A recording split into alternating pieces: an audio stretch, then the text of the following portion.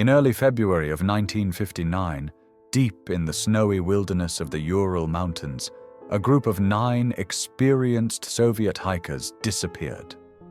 When searchers finally found their tent, it had been slashed open from the inside. What they found next would haunt investigators for decades. This is the true story of the Dyatlov Pass Incident, a Soviet mystery that still has no official explanation. But maybe it was never meant to. The group was led by 23-year-old Igor Dyatlov, a skilled engineering student with a passion for the outdoors. They set off on a winter trek through the Ural Mountains, difficult but not beyond their capabilities. They were young, smart, and well-prepared.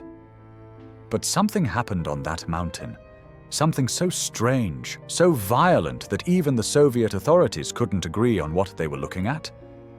Weeks after the hikers failed to return, search teams found their abandoned tent, half buried in snow.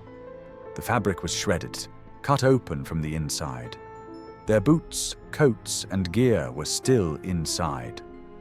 The hikers had fled into the freezing night, barefoot, half-dressed, in temperatures as low as -30 degrees Celsius.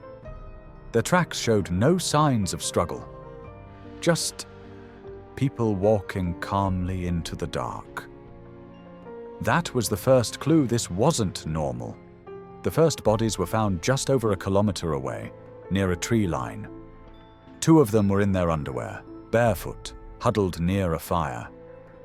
The others were scattered across the snow, as if they'd been trying to return to the tent, but never made it. Some died of hypothermia, but others didn't. One hiker had a crushed skull, another had shattered ribs, and one woman, Lyudmila Dubinina, was missing her tongue, eyes, and parts of her face. But there were no signs of external wounds.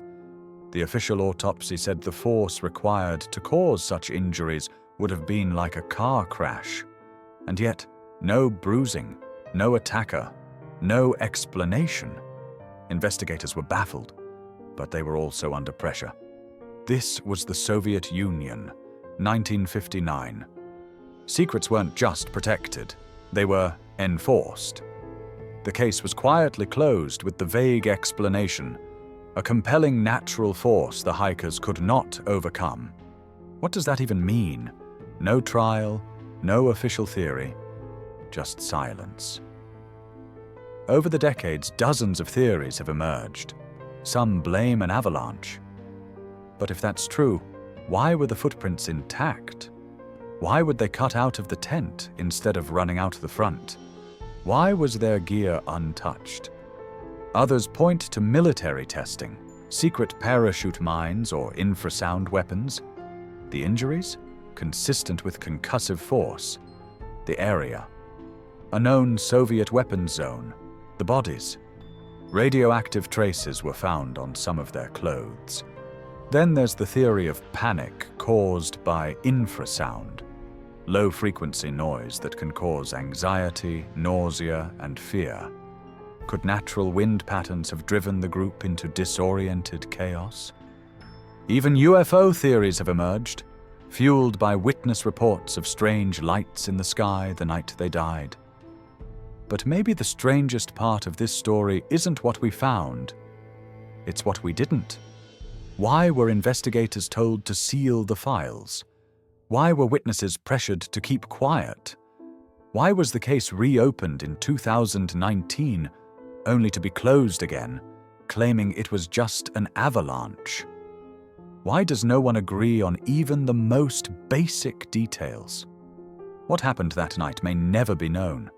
What we do know is this: 9 young hikers ran from their tent into the frozen dark.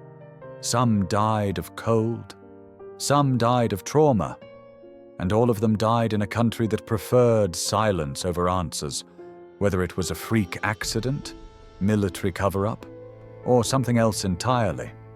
The Dyatlov Pass Incident remains one of the most haunting, unsolved mysteries in modern history. And the deeper you dig, the more the snow seems to bury the truth.